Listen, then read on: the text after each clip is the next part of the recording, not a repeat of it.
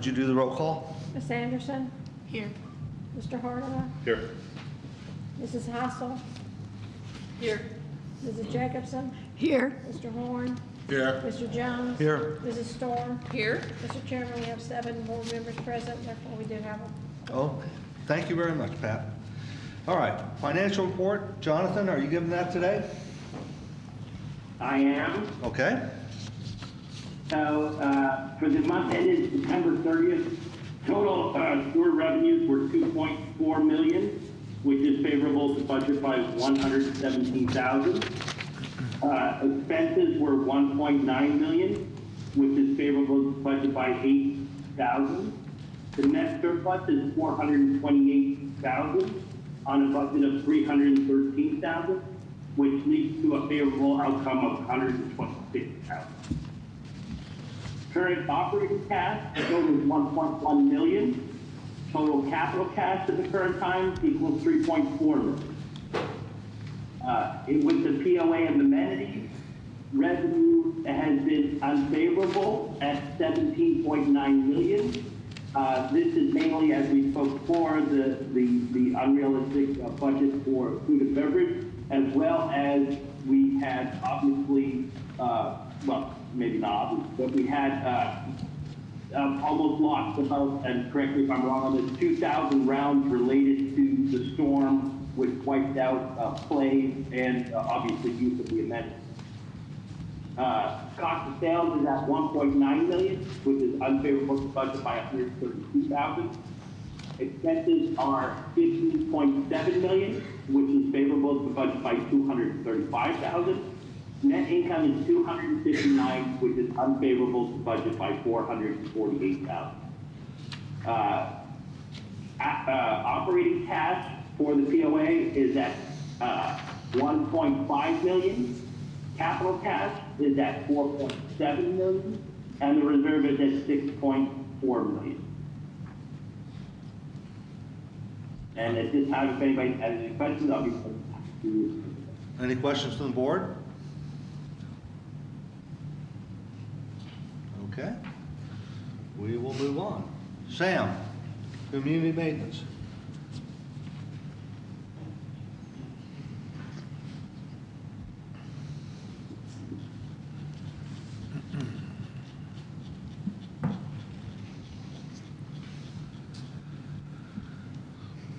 Community maintenance report for the month of September is as follows. Miscellaneous approvals for September 2024 was 76 through September 24, 2024 is 1,281. The same time last year is 1,609. The new homes approved through September 2024 is 87, same time last year is 86.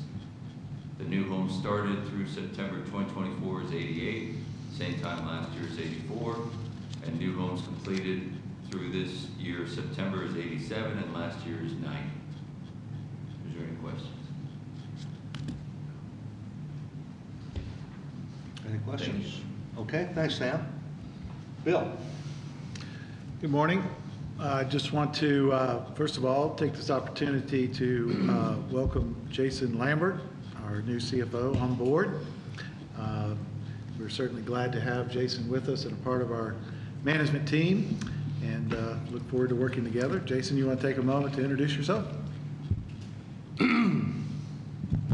Good morning. Hey, so as Bill said, my name is Jason Lambert. I am originally from Tennessee, but I have gotten to Fairfield Glade via Charleston, where I've spent several years in the golf resort business, as well as with nonprofits and things of that sort.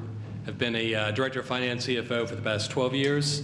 I'm a certified public accountant in Virginia and Tennessee, and I am very eager to get started at Fairfield Glade, and look forward to getting my feet wet and understanding the community and what is important for the residents. Thank you. Thank you, Jason. With As he said, he did get his feet wet, arrived just in time for the final phase or stages of the budget review process for 2025 fiscal year. We had the recommendation from the FAC was received by the board. That recommendation was reviewed as well as some additional questions that they had. The board met last week on the budget, and we are meeting again this afternoon with the SMTs to have final discussions and sign off with the SMTs, the board is, and then we will proceed on the presentation to the membership, which is scheduled for November 14th at 5 p.m. here in the center. Just wanted to remind the board that the Stonehenge Grill kitchen renovation project on the flooring issues that we were having, as well as the dishwasher installation that will commence Monday, December 2nd, right after Thanksgiving weekend, and will take approximately 3 weeks to complete. We will be operating with a special offerings, featured dinners as far as buffets and fun things at Dorchester during that time period. There'll be more information forthcoming for everyone in the community to know about, and so that will be our alternative dining options while we are under renovation at Stonehenge. Really, that's about all I have for now. I know a number of the things that have on my agenda we'll be discussing later today, so that concludes my report. Okay. Cars. Who's doing the one for the rifles? Is that you, Bill? You going to speak to that one? Yeah, I thought she would be here today, but Kate has gotten a opportunity to acquire needed. She had already had it budgeted or was going to budget it for next year, but has an opportunity to purchase surplus firearms and rifles that were needed from a neighboring county, and she was got the I believe it's right at $5,000 total. Any questions? To add to their inventory. Any questions from board members on that one? Okay. I have. I'm sorry, yeah. Do all of our patrolmen have shotguns and the necessity for stepping up to a rifle? Do we have any rationale on that, or? I don't have specific. I know that she said it was called out as part of their standard inventory. Okay. And was they were upgrades from what they'd had and needed, and she's getting this at a special reduced price Okay. relative It to is what a good price. Yeah, what she planned. But Any other questions? Okay. Druid Hills Clubhouse demolition.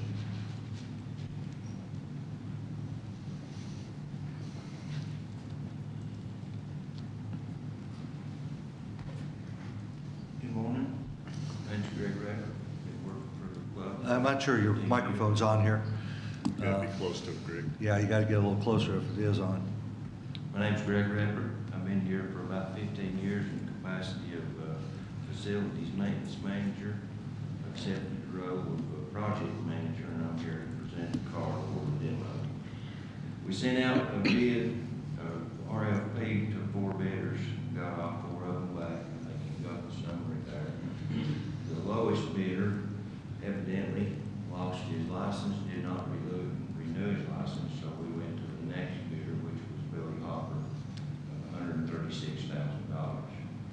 With that, we're adding a 10% contingency, sorry about that, brings it up to $149,600. Any questions from the board on this one?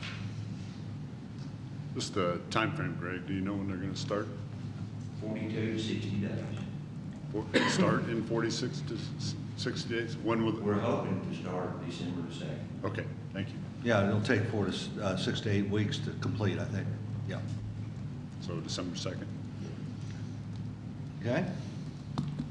Any other questions? Thanks, Greg. Thank you. Major capital projects. Drew, you've heard probably the biggest news here, that we're getting, we'll be voting on a car tomorrow about the demolition of the clubhouse. That'll really start some things happening, and it'll create a little bit of a hole over there. So that'll take about 6 to 8 weeks to complete. We're continuing to work with the architect. He'll be back here next week. And there's several meetings set up with him to go through some things that we need to get aligned on with the drawings and where things are going to go in the kitchen, that type of thing. So he'll be meeting with several people next week about all of that. We should have a report at the December, well, probably we'll have it at the appeals meeting in November in terms of what went on with all of that. So that's happening, and that's kind of really where we are with Druid at this point. So there's much more to come with this as we get everything lined out for the demolition part. Bocce courts, sidewalks, and Robin Hood Park.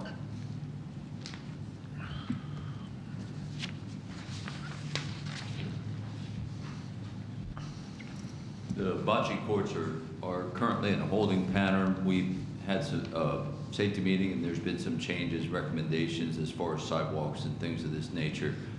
We currently just got back from the engineer a idea to replace the wooden support posts with steel.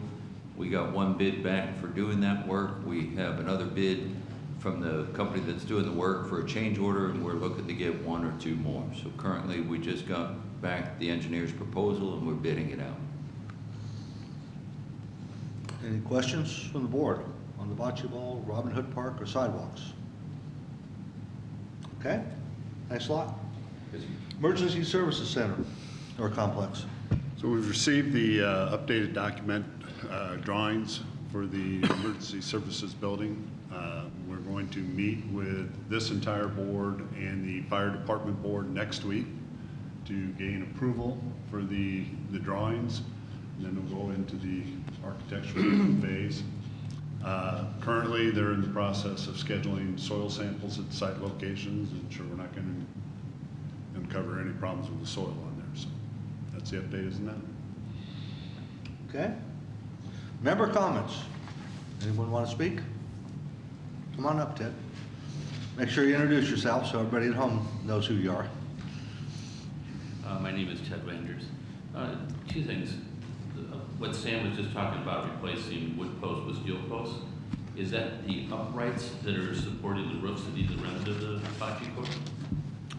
Weren't those just put in? I think the answer is yes. And Sam, you want to speak to that?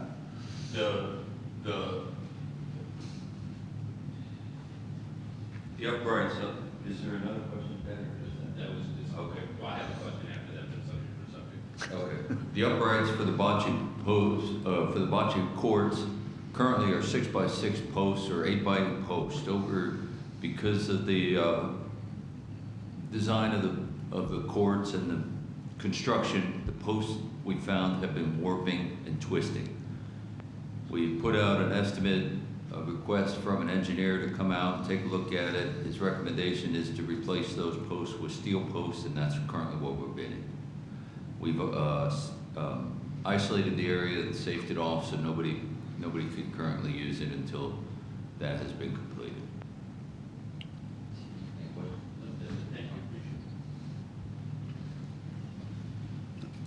Ted Landers. I was looking through the financials that Bruce sent out, and I appreciate doing that. I couldn't find where there was any revenue from bocce courts, nor did I see anything that was revenue from the stables. I didn't see a line item for first either of all, one. the stables, that revenue goes to John Cannon, not us. Other than the rent that we gather, we don't get any revenue from the stables, just solely from the rent that we pay. He And pays what us. monthly rent did we get from him? I think it's $1,800. Okay.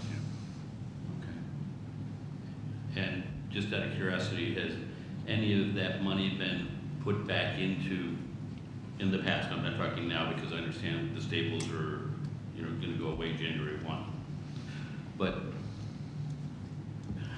in the 15 years that he's been there, have we put money into maintaining the facility and the structures, or Or was this just allowed to just kind of fall apart? Well, first of all, the rent that we got would just go back into the operating funds, okay? So there was nothing set aside for any capital improvements. And if you really take a look at, and the rates were different, they went up every so often. You're not going to get a whole lot of capital money from that much money a month, okay? So the quick answer is no, there was nothing ever set aside for those improvements, but I'm not going to get into the rest of it because that's a contractual thing. No, I wasn't asking that. I was just asking if we put money back into maintaining the facilities. Well, I'm telling you, that's a contractual thing, okay, about what maintenance needed to be done, Okay, okay? all right. Thank you. I thought there was another question with that, too. No, Ted, Well, we I was answered the asking question? about the Yeah. bocce courts, if there was. Yeah. There's no revenue, no. There isn't it? There's no They're not revenue open from yet. it. They're not open. The old We ones, had the bocce courts on the previous side. that was a club Over by the experience, and window and stuff. there was no revenue There from was that. no revenue. Okay. You're talking out by the Leafdom? Yes. Yeah, no, there was no, that was gratis for the bocce group. So we're not planning on recouping the money for the 600, I don't have the exact number, but around 600,000 for the construction of the bocce courts. We're not planning on trying to recoup that money from the. Be careful, it's not 600,000. Well, tell me what. Once they open, there will be, Yeah. they open, there will be fees to use those courts. Yes. So there will be a revenue stream in the future once the courts are open. But there was no prior revenue stream that's been set aside or anything of that nature, if that's what you're getting at. But once they do open, there will be a revenue stream from the users. Now, since the bocce courts are located in a place that does not have any other Fairfield Glade staff around it, like the swimming pools or the other tennis courts and stuff, how are we going to monitor the use of that? Is there going to be a video camera that's going to be hooked up so that people at the front desk can see if people are using it without paying for it? Cameras were not approved as part of the project. So anybody can just go use it and not pay for it? Well, they have to reserve the courts. So one of the things that will happen if you have a reservation, which you paid for, and you show up and somebody else is on it, they're going to have to get off. Okay. It would be no different than the pavilions that are out there. Yeah. The pavilions out there are rented periodically, but they're not, I mean, anybody can go use it for lunch or stuff like that. Same thing as pavilions at the marinas. But if there's, and the mini golf, as a matter of fact. But if somebody were to have it reserved, then that's if you wanted to set time, then you would reserve. The equipment and all is here at the center, and you will go through the center just as you do other activities, pick up your equipment, go play, and bring them back. Put a deposit down and so forth. All right, thank you. I appreciate your time. Okay? Thank you. Any other member comments? All right, hearing none. Bruce, you want to talk about the block committee sales? Sure. We had this month a voluntary lot return transfer to the community club of 17 lots. We sold 2 in the month of September and had 11 mergers in the month of September. So year-to-date sales are 60 lots sold. Okay. Want to go on into the lot merger policy? The lot merger policy. We had, it's going to go back up for review. What happened is we had a comment, it was addressed, and additional wording and clarifications were added to the policy, and was put back up for review again, for second review. What happened is we got ahead of ourselves, and I wanted that policy to be comprehensive and include the wording from the 23 version, so the formatting looked the same. It was easier to read. Secondly, there was clarification wording from the county of how they describe a piece of property being joined. Adjacent is how it has to be as approved by the county as opposed to being combined. So there were wording changes. And there was enough there that the policy is going to be put back up for another 30-day review before it's approved. So it was a timing issue and a clarification issue, and it's needed to go back up so that the community gets another 30 days to review it. Okay.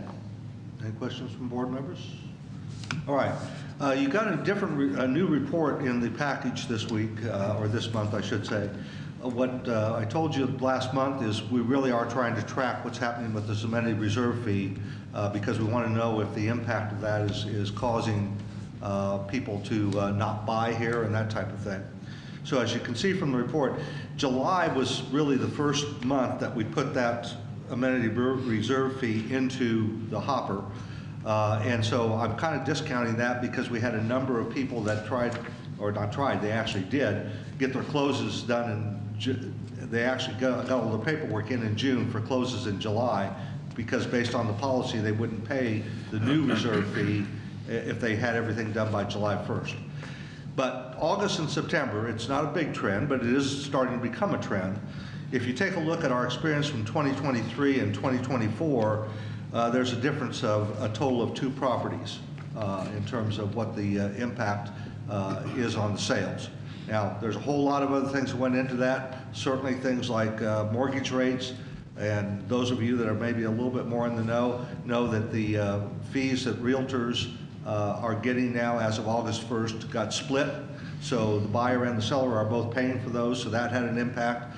But 2 properties really is not an impact that anything we saw from the amenity reserve fee itself. So we're going to continue to track that and compare our results from last year. And this will give us a cumulative group or look at things all throughout the year. But at this point, the trend is we're not seeing an impact because of the amenity reserve fee increase. Okay?